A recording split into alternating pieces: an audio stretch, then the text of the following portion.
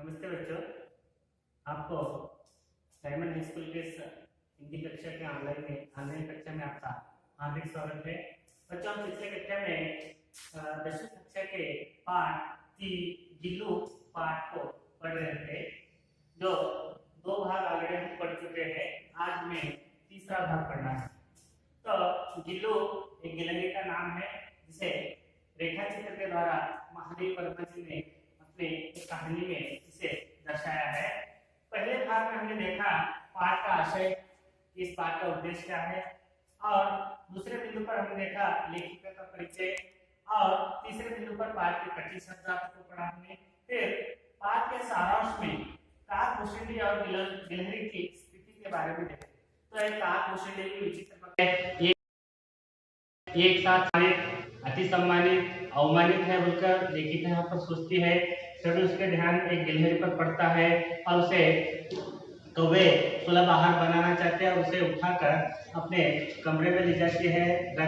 रुई से उसके गिलहरी के रक्त को पोंछकर पेंसिलिन का मरहम लगाते हैं। इसके बारे में काक भूषणी और गिलहरी की स्थिति के बारे में हमने पहला भाग में हमने पढ़ चुके हैं। अब दूसरे भाग में हमने देखा गिलहरी का उपचार करती है, उसे कमरे में हौले से उठाकर कमरे में ले जाती है, रुई से रक्त को पोंछकर उसके ऊपर पेंसिलिन का मरहम लगाती है। फिर कई घंटे उपचार के बाद उसके मुंह में एक बूंद पानी डालकर टपकाया जा सकता और उसके बाद 2-3 दिन में वो स्वस्थ होता है। उसके कार्यकलाप के बारे में जब महादेव वर्मा लिखने बैठती तो गिलहरी उन्हें बार बार सताने लगता। उनको ध्यान आकर्षित करने के लिए उनके पैर से लेकर सर तक और पर्दे से उसी तेजी से दौड़ता और उतरता जब तक महादेव वर्मा उसे पकड़ न लेती। तो महादेव वर्मा ने एक उपाय बनाया कि लिफाफे के अंदर उसका सर और 2 आगे के पंजे बाहर रखकर पूरा सारा लघुभाग उस लिफाफे के अंदर रख देती थी। तो गिल्लू घंटों उसी लिफाफे के सहारे बैठ जाता और भूख लगने पर चिक करने पर उसे काजू या बिस्किट दिया जाता। और गिल्लू का चौंकाना, महादेव वर्मा को गिल्लू चौंकाने के लिए न जाने कौन से उपाय खोज निकलता था, जिसमें एक उपाय कभी कभी वो सोनजुई की लता में, कभी कभी फूलदानों में, कभी कभी पर्दे के चुन्नट में। मैंने चित्र निकाल कर आपको बताया बच्चों की चुन्नट किसे कहते हैं, फूलदान किसे कहते हैं, और सोनजुई की लता के बारे में भी आपको मैं बता चुका हूँ। ये भाग 1 भाग 2 को आज हम भाग 3 में पढ़ने जा रहे हैं। आज हम भाग 3 को क्या पढ़ना है, इधर देखिए। आज के भाग में हम पढ़ेंगे गिल्लू का महादेव वर्मा के साथ खाना खाना और मोटर दुर्घटना का प्रसंग और गिल्लू की अंतिम दिन। ये 3 बिंदुओं पर हम आज पढ़ेंगे। तो यहाँ पर हम जहाँ रुके थे यहाँ से आप आगे पढ़ेंगे। यहाँ पर देखिए भाग 3 में अपने अपने किताब निकालिए, पेज नंबर 16 पर यहाँ पर मैं पढ़ रहा हूँ। देखिए, मेरे पास बहुत से पशु पक्षियां हैं और उनका मुझसे लगाव भी कम नहीं। महादेव वर्मा के घर में बहुत से पशु पक्षियां भी हैं। महादेव वर्मा के घर में कुत्ते, बिल्लियां, गाय, अनेक प्रकार के पशु पक्षियां महादेव वर्मा के घर में थे, तो उसमें उनका लगाव भी कम नहीं था। परंतु उसमें से किसी को मेरे साथ मेरे थाली में खाना खाने की हिम्मत हुई है, ऐसा मुझे स्मरण नहीं आता। तो महादेव वर्मा याद करिए कि उन्हीं सभी पशु पक्षियों में किसी की हिम्मत नहीं हुई जो मेरे थाली में मेरे पास बैठकर खाना खाया होगा, ऐसा मुझे स्मरण नहीं आता बोलकर बोल रही है महादेव वर्मा। गिल्लू इनमें अपवाद था। गिल्लू क्या था इनमें? अपवाद, यानी अलग था, सबसे अलग। गिल्लू सबसे अलग था। अपवाद मतलब अलग था। मैं जैसे ही खाने के कमरे में पहुंचती, वह खिड़की से निकलकर आंगन की दीवार बरामदा पार करके मेज पर पहुंच जाता और मेरे थाली में बैठ जाना चाहता। जैसे ही रोज महादेव वर्मा खाना खाने अपने कमरे में बैठ जाती, तो वहां पर वो गिल्लू भी वहां पर पहुंच जाता। खिड़की से निकलकर बरामदा पार कर आंगन पार कर वो जहां महादेव वर्मा खाना खाने बैठती थी, वहां पर आकर गिल्लू भी महादेव वर्मा के थाली के पास आकर बैठ जाता था। आगे क्या कहते देखो, बड़ी कठिनाई से मैंने उसे थाली के पास बैठना सिखाया। बड़ी कठिनाई के साथ, बड़ी कठिनाई से, मुश्किल से मैंने गिल्लू को क्या किया, मेरे थाली के पास बैठकर खाना खाना सिखाया। कैसे खाता था देखिए, जहां बैठकर वह मेरे थाली में से एक चावल उठाकर बड़ी सफाई से खाता रहता। महादेव वर्मा के साथ थाली में बैठकर एक एक चावल का दाना बड़ी सफाई के साथ बिना नीचे फेंके एक एक दाने को बड़ी सफाई के साथ खाना खाता था। इसे बड़ी मुश्किल से महादेव वर्मा ने इसे सिखाया था, गिल्लू को उनके साथ खाना खाना सिखाया था। आपको प्रश्न पूछता है महादेव वर्मा ने गिल्लू को खाना खाना कैसे सिखाया, तो आपको ये उत्तर आपको देना आना चाहिए। आगे देखिए, काजू उसका प्रिय खाद्य था और कई दिन काजू न मिलने पर वह अन्य खाने के चीजें या तो लेना बंद कर देता था या झूले से नीचे फेंक देता। गिलहरी का यानी गिल्लू का प्रिय खाद्य, खाद्य का मतलब होता है आहार, खाद्य का मतलब आहार होता है। तो गिलहरी का प्रिय आहार क्या था, काजू, जिसे कन्नड़ में गोडंबी कहा जाता है। पिल्लू का प्रिय खाद्य काजू था। उसे अगर काजू न मिला तो दूसरे चीजें लेना बंद कर देता, जैसे अगर काजू के बदले बिस्किट दे तो उसे फेंक देता था, झूले से खाने से इनकार कर देता था। उसका पसंदीदा आहार क्या था, काजू। तो आपको प्रश्न पूछ सकता है कि ये गिल्लू का पसंदीदा या प्रिय खाद्य क्या है, उसका उत्तर क्या आना चाहिए बच्चों, काजू।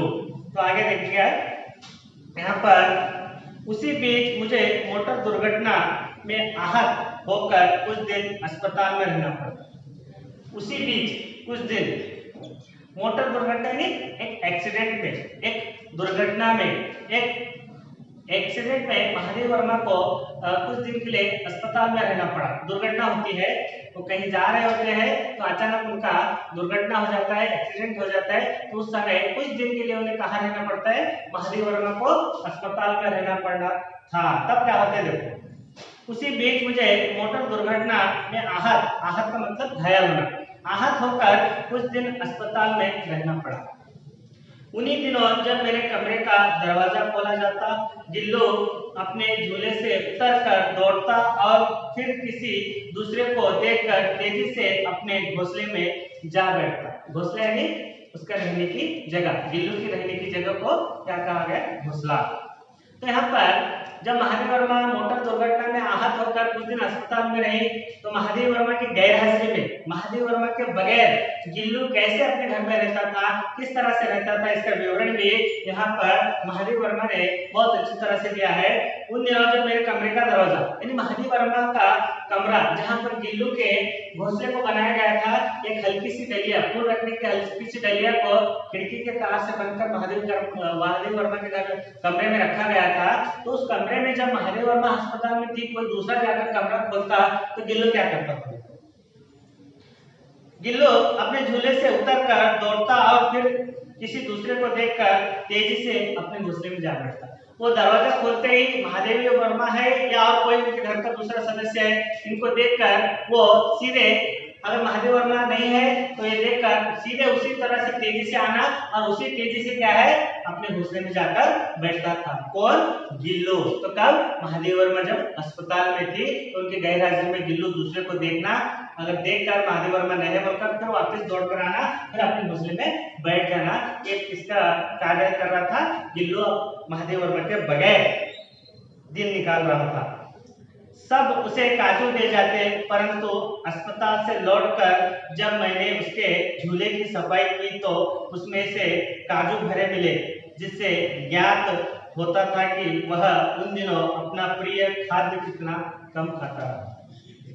जैसे ही महादेव वर्मा अस्पताल से घर आई, घर आने के बाद देखती है, और जब महादेव वर्मा अस्पताल में थी तो सब लोग उसे आकर काजू दे जाते थे, लेकिन किसी का हाथ का वो काजू खाने के लिए तैयार नहीं था। देखिए बच्चों, हम अगर घर में अगर माँ खाना देती है तो खाते हैं, माँ नहीं है दूसरे कोई तो खाना दे तो हम नहीं खाते, जिद करते कि माँ ही होना। तो हम बोल सकते हैं, बात कर सकते हैं, लेकिन गिल्लू एक मूक प्राणी है, लेकिन अपने भावना को व्यक्त कर रहा है, अपने भावना को व्यक्त कर रहा है कि मुझे रोज दिखाई देने वाली महादेव वर्मा नहीं दिख रही है, रोज दिखाई देने वाली महादेव वर्मा मुझे आज नहीं दिख रही है। वो खाना खाना तक, अपना प्रिय आहार खाना भी बंद कर दिया था। तो ये अब इनकी भावना को हम देख सकते हैं कि एक मूक प्राणी भी भावनापूर्ण होता है कि कैसे उसे एक रोज दिखने वाले महादेव वर्मा न दिखने पर दुखी होने लगा। तो उसे सभी काजू दे जाते, लेकिन वो झूले में वैसे का वैसा पड़ा रहता, वो खाने को तैयार नहीं था। तब महादेव वर्मा बोलते, सब उसे काजू दे जाते, परंतु अस्पताल से लौटकर जब मैंने उसके झूले की सफाई की तो उसमें काजू भरे मिले। तो महादेव वर्मा अस्पताल से आकर उसके झूले को देखती है, अपने कमरे में जो झूला था उसको देखती है, उसमें काजू वैसे के वैसे भरे पड़े हैं। रोज 2, 3, 4 जो भी काजू दिए थे गिल्लू ने नहीं खाया था, वैसे के वैसे उस फूल रखने के डलिया में तार से जो बंधा था ना उसके घोंसले में वैसे के वैसे पड़े थे, जिससे ज्ञात होता था कि वह उन दिनों अपना प्रिय खाद्य कितना कम खाता था। यानी गिल्लू महादेव वर्मा के गैरहाजिर में अपना प्रिय खाद्य भी कम खाने, ज्ञात होने में मालूम होना, कम खा रहा था बोलकर यहाँ पर महादेव वर्मा को मालूम हो जाता है। तो यहाँ पर बताता है कि प्राणी भी भावनाकुल होते हैं।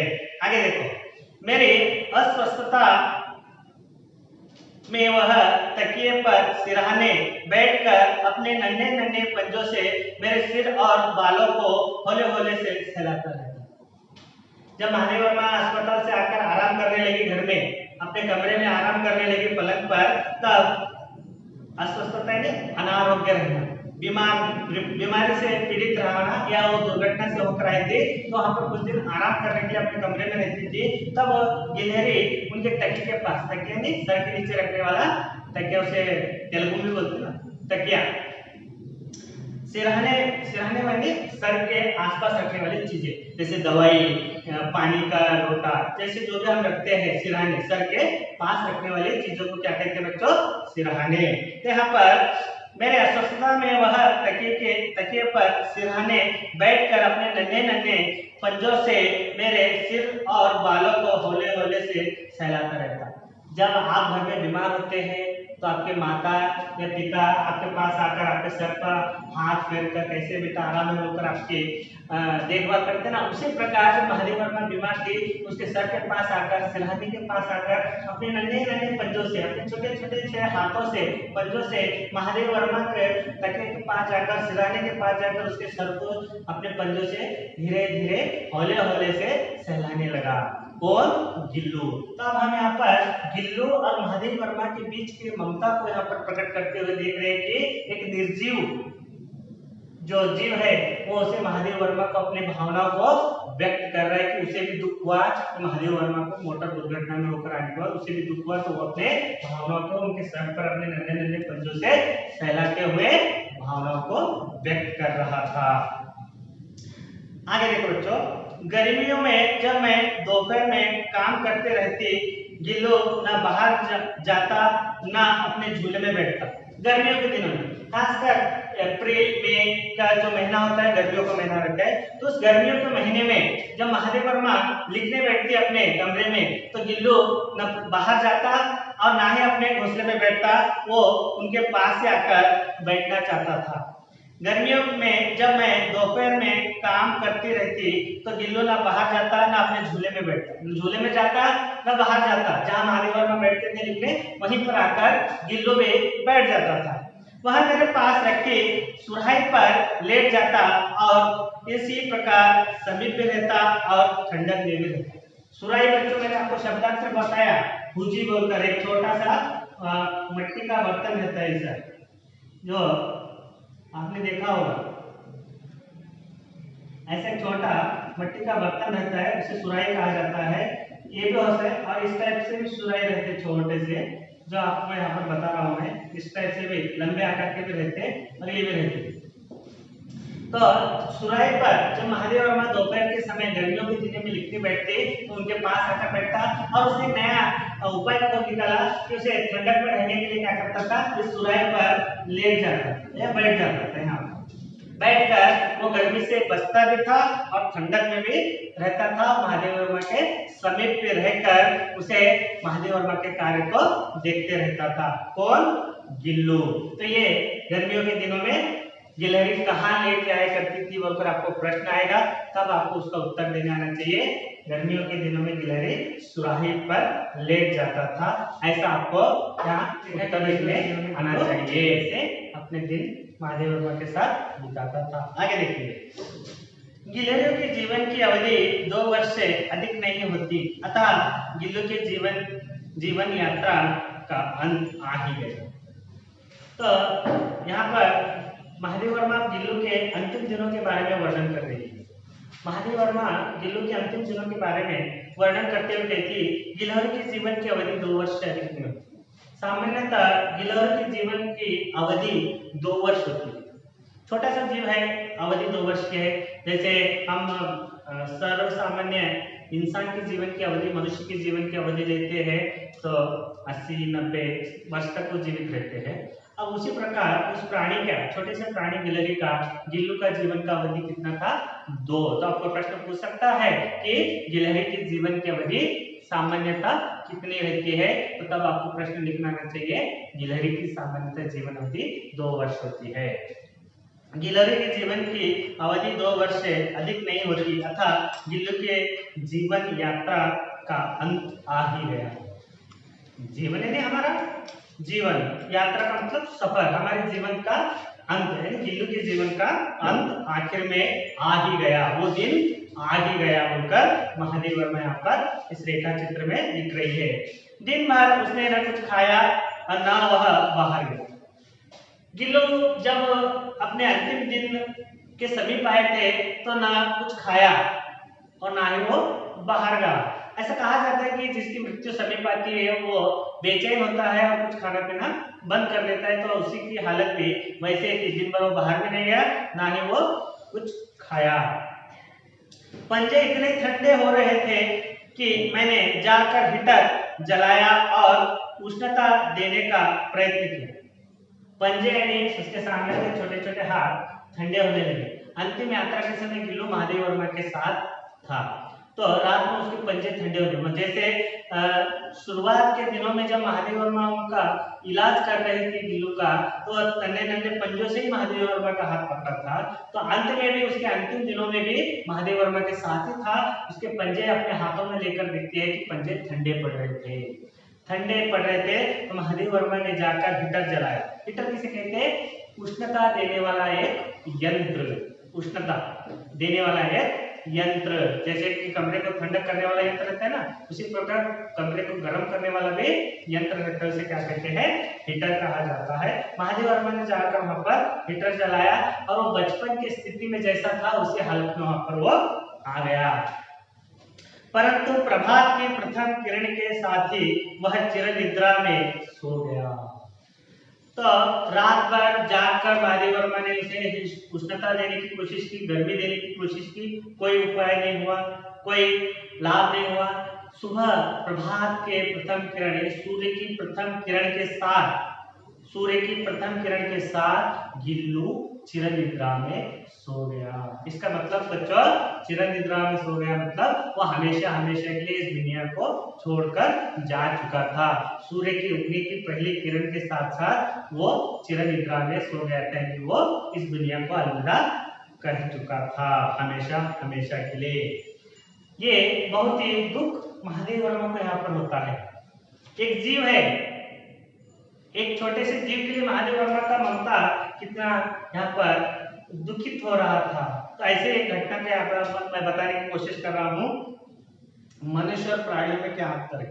तो एक बार मैं न्यूज में देख रहा था, एक हाथी और हाथी का बच्चा, माँ और उसका बच्चा, छोटा सा बच्चा है। माँ का निधन हो जाता है, हाथी के जो माँ रहती है हाथी, उसका निधन हो जाता है। बच्चा उसी के पास रोता बिलखता नहीं है, उसे मालूम ही नहीं है कि माँ मर गई बोलकर। वो बच्चा माँ के आसपास घूमने लगता है, माँ को उठाने को प्रयत्न करता है, अपने सर से माँ को हिलाने का प्रयत्न करता है, लेकिन वो माँ उठने को तैयार नहीं है। क्यों? मर चुकी थी। लेकिन वो बच्चे को मालूम नहीं है। फिर वो माँ को डेली रोज की तरह उठाकर उसके साथ खेलना चाहता था, उसके साथ चलना चाहता था, उसके साथ पानी में खेलना चाहता था, सब कोशिश कर रहे थे, लेकिन वो उठ रहा नहीं। जब दूसरे लोग उसे देख रहे थे, उनके आंखों में आंसू आ रहे थे कि इस बच्चे को किस तरह से इस माँ से अलग किया जाए। उसकी अंतिम विधि करते समय वो बच्चा माँ के साथ उसके जहाँ अंतिम विधि का गड्ढा करते ना, उस खड्डे में भी जाकर बैठ गया, उसको उठने को तैयार नहीं। न्यूज पर चैनल पर बता रहे थे, तो एक प्राणी की भावनाओं को देखकर आंखों में आंसू आने जैसा दुख हो रहा था। तो ये प्राणी के बारे में मैं बता रहा हूँ, जो उसको बिछड़ने को तैयार नहीं है। वो माँ मर गई हो तो उस बच्चे को हाथी को मालूम नहीं, उसको बिछड़ने के लिए तैयार नहीं है। सब लोग उसे जोर जबरदस्ती कर ऊपर लाने के बाद उस माँ का अंतिम विधि की जाती है। ये प्राणियों के बारे में देखा, जो बात नहीं करते वो अपनी भावनाओं को व्यक्त करें। इंसानों में भी ऐसा होता है। ये घटना के बारे में ऐसे ही मैंने पेपर में पढ़ा कि एक माँ वृद्ध होकर यहीं पर, बेटा विदेश में रहता है, माँ यहीं पर भारत में रहती है, तो उसे वृद्धाश्रम में रखकर चला जाता है बेटा, तो महीने महीने को उसका क्या खर्च है वहां से भेजता रहता है। तो अचानक माँ की तबीयत खराब होती है, वृद्धाश्रम में माँ मर जाती है, तो बेटा विदेश में है, बड़ा अमीर बेटा है, विदेश में काम करता है, तो वहां पर वृद्धाश्रम के लोग उसको खबर देते हैं कि आपकी माताजी का देहांत हो गया है, आकर आप अंतिम विधि कीजिए। तो उसने फोन पर कह दिया मुझे समय नहीं है, मुझे आना नहीं होता, मुझसे आना नहीं होता, उन पर फोन रख दिया, बाद में उठाने को तैयार नहीं। तो रास्ता देख देख कर उस वृद्धाश्रम के लोग उस माँ की अंतिम विधि करते हैं। तो इंसान में और मनुष्य प्राणियों में यही फर्क है, दोनों में भावना रहती है, लेकिन एक निर्दयी है, एक ममता है। तो इस तरह से हमें इस पाठ में हमें प्राणी दया की सीख हमें मिलती है, प्राणियों का व्यवहार कैसे रहता है। इंसान चाहे अपना व्यवहार भूल जाए, लेकिन प्राणी अपने व्यवहार को, प्यार को कभी नहीं भूलते। तो यहाँ पर महादेव वर्मा के साथ साथ यहाँ पर ये प्राणी दया के बारे में यहाँ पर इतना अच्छे सा सुंदर सा वर्णन किया गया है। आगे देखो, उसका दुख होते हुए महादेव वर्मा उसका झूला उतार कर रख दिया गया और खिड़की की जाली बंद कर दी गई, परंतु गिलहरियों की नई पीढ़ी जाली के उस पार चिक चिक करते हुए ही रहती है और सोनजुई की खिलती कली खिलती ही रहती है। तो यहाँ पर गिल्लू के निधन के बाद महादेव वर्मा ने अपने कमरे से उसका घोंसला यानी जो फूल रखने की डलिया थी उसे निकाल कर रख देती है। उसके बाद जो खिड़की में जो जाली बनाई गई थी, छोटा सा रास्ता उसके लिए बनाया था, उसको भी बंद कर दिया गया, उसको भी रास्ता बंद कर दिया। गिल्लू ही नहीं तो उस रास्ते से जाने वाला कोई भी नहीं है, इसलिए उस रास्ते को भी महादेव वर्मा ने बंद कर दिया गया। परंतु खिड़की के बाहर सोनजुई के लता में और दूसरे पेड़ों में गिलहरी की नई पीढ़ी, पीढ़ी का मतलब जनरेशन, पीढ़ी का मतलब समझ में आपको, जनरेशन जिसे क्या कहते हैं, जनरेशन, पीढ़ी दर पीढ़ी वो बढ़ती रही, रुकी नहीं।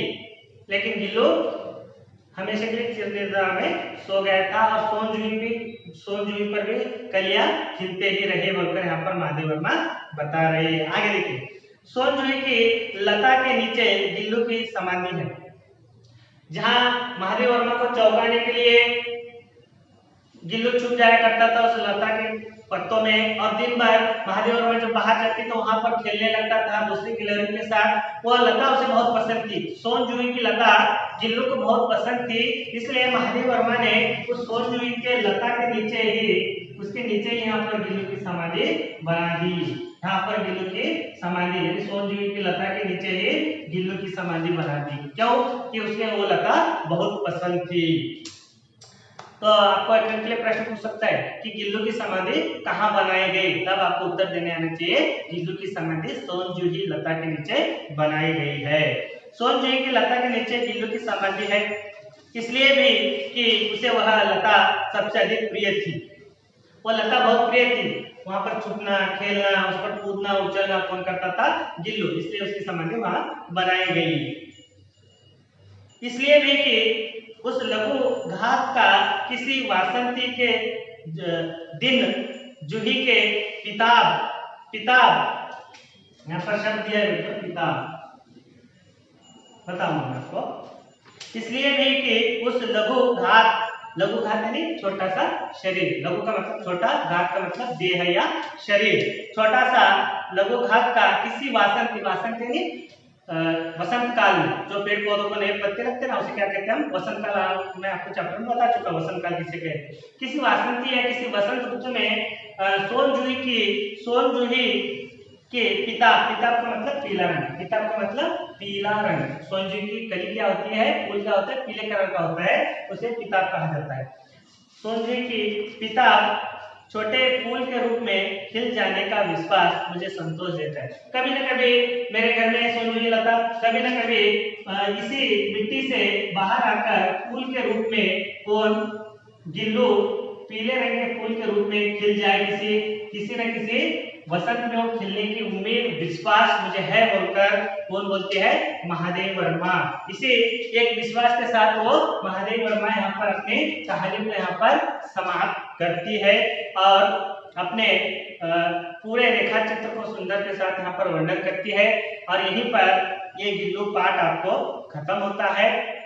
आशा करता हूँ कि आपको ये समझ में आया होगा। इसी प्रकार यहाँ पर एक छोटी सी कहानी आपको बताना पसंद करूंगा, आप जरूर सुनिएगा। महादेव वर्मा ने बहुत से कहानियां लिखी है, जिसमें से गौरा नामक एक कहानी है, वो भी एक गाय के ऊपर। उनके पास बहुत से पशु पक्षी थे, मैंने कहा पहले बहुत से पशु पक्षियां उनके पास थे, जिनमें से गिल्लू तो था ही था और उसी बीच में वहां पर उनके पास एक गौरा नामक गाय आती है।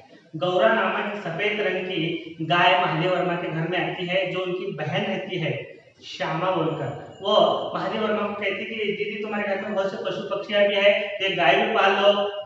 तो महादेव वर्मा उस गाय को देखकर उस सुंदर से गाय को घर लाते हैं। घर लाने के बाद उस गाय के आरती उतार कर घर में प्रवेश कर लेते हैं। उसे चारा डालकर उसे रोजाना उसका जो भी व्यवस्था है करने लगते हैं। देखने वाला उस गाय को देखते रहता था, उतनी सुंदर गाय थी। उसका नाम क्या रखा था महादेव वर्मा? गौरांगिनी या गौरा बोलकर रखते हैं। तो इसी महादेव वर्मा का ही लेख है, वो भी महादेव वर्मा की कहानी है, तो गिल्लू की तरह ही है, तो मैं आपको सुनाना चाहूंगा। तो उस गौरा रोज क्या करती थी, वो गौरा सुबह और शाम में मिलकर 10 लीटर तक दूध दिया करती थी। तो वो दूध जैसे ही दूध निकाला जाता, तो महादेव वर्मा के सभी घर के पशु पक्षी, कुत्ते, बिल्लियां सब अपने अपने प्लेट लेकर उस गाय के पास बैठ जाते और इंतजार करते कि कब हमारे हिस्से का दूध हमें मिल जाए। तो इस प्रकार से सभी से हिल मिल गई थी गौरा महादेव वर्मा के घर में। तो वहां पर जो गौरा 1 साल के अंदर एक सुंदर सा बछड़े को भी जन्म देती है। जो गौरा सुंदर से बछड़े का नाम गेरुए रंग का बछड़ा रहता है, तो उसको लालमणि कहकर बुलाया जाता है। उस गौरे के बछड़े को क्या कहा जाता है? लालमणि। तो यहाँ पर थोड़ा सा दूध पशु पक्षियों को देकर घर लेकर फिर बाद में जो दूध बचता था, गौरा को अपने लालमणि को दिया करती थी। बहुत से हिल मिल गई थी गौरा सभी महादेव वर्मा के घर में। तो उनके घर में जब पहले दूध देने वाला रहता था ग्वाला, जो दूध बेचता है ना, उसे क्या कहते हैं? ग्वाला। तो पहले वो दूध बेचने वाला ग्वाला क्या करता है, उसी ग्वाले को वहाँ दूध निकालने के लिए रखा जाता है। किसी को नॉलेज नहीं दूध निकालने के लिए, तो उसी ग्वाले को जो दूध देकर लाता था महादेव वर्मा के घर में, उसी को वहाँ पर नौकरी को रखा गया। तो उसके मन में एक बुरा विचार आया कि मेरे वजह से, इस गौरा की वजह से महादेव वर्मा को जो मैं रोज दूध देता था वो बंद हो गया, मेरा जो मुनाफा हो रहा था, मेरा जो कमाई हो रही थी वो बंद हो गई बोलकर उसने मन में एक स्वार्थ भावना लाकर एक दिन क्या कर देता है, उस गाय को, ये गाय खत्म कर दूंगा तो कभी न कभी महादेव वर्मा फिर मेरे से दूध लेंगे, फिर मेरा कारोबार चल उठेगा बोलकर उसको एक बुरे नियत से वो ग्वाला क्या करते थे, उस गाय को गुड़ में सुई रहती ना धारा पूर्ण, उस सुई को गुड़ में लपेट कर गौरा को खिला देता है। किसी को भी मालूम नहीं रहता है। तो आते आते आते आते गौरा की हालत बिगड़ती जाती है, चारा कम खाने लगता है। तो महादेव वर्मा रोज जाकर उस गौरा की देखभाल करती थी। तो देखते देखते उसके तबीयत में परिवर्तन होने लगा, उसके हालत में परिवर्तन होने लगा। रोज घास खाना कम कर दिया, दूध देना कम कर दिया, चलना करना, जो उसका जो रोजाना क्रम था उछलना कूदना कम होते गए। तो महादेव वर्मा को डाउट आया कि क्यों ये गौरा रोज का रोज कमजोर होती जा रही है। तो उन्हें पशु चिकित्सक यानी पशु डॉक्टर को बुलाया गया। फिर उसकी चेक करने के बाद, बहुत दिन चेक करने के बाद मालूम हो गया, हर तरीके का चेक करने के बाद मालूम हो गया कि इसे गुड़ में सुई डालकर खिलाया गया है, जो रक्त के साथ उसके हृदय को छेद कर रहा है, यानी उसकी एक न एक दिन मौत निश्चित है। तो ऐसे निर्दयी ग्वाले ने गौरा को महादेव वर्मा के घर में गुड़ में सुई डालकर खिला दिया था। गौरा कमजोर होते होते आती है। एक दिन जिस तरह से गिल्लू अंतिम दिनों में था, उसी तरह गौरा भी अंतिम दिनों में थी। तो उस बछड़े को दूसरे गाय का दूध दिया गया लालमणि को, तो बहुत दुखी होने लगा गाय। महादेव वर्मा को देखते ही उसके आंखों में आंसू आने लगे। उसको भी मालूम हो गया कि मेरे जीवन की अवधि समाप्त होने वाली है। अपने मूक भावनाओं से महादेव वर्मा को बताने लगा कि अब मेरे लालमणि की रक्षा तुम ही करो बोलकर वो मूक भाषा में ही महादेव वर्मा को बोलने लगी गाय गौरा। तो कुछ ही दिनों के बाद एक दिन रात को वो जोर जोर से चिल्लाने लगी। तो महादेव वर्मा उनके पास जाती है, तो गौरा उन्हीं के कंधे पर यानी हाथ में सर रखकर गौरा वहीं पर अपनी चिर निद्रा में सो जाती है, हमेशा के लिए वो इस दुनिया को छोड़ जाती है। तो ऐसे बहुत से पशु पक्षियों के जीवन के बारे में महादेव वर्मा ने यहाँ पर अपने पाठ में प्रस्तुत किया है। तो उसी प्रकार ये गिल्लू और गौरा, जैसे मैंने आपको बताया इस पाठ से संबंधित, तो आशा करता हूँ महादेव वर्मा का ये रेखा चित्र गिल्लू आपको बहुत पसंद आया होगा, समझ में आया होगा, और आप इसके बारे में जो भी आपको प्रश्न रहेंगे, जो भी आपको डाउट रहेंगे, जो भी आपको समस्या रहेंगे, बेझिझक मुझसे पूछिएगा। जितना हो उतना मैं आपको बताने का कोशिश करूंगा और अगली कक्षा में हम हाजिर होंगे। धन्यवाद।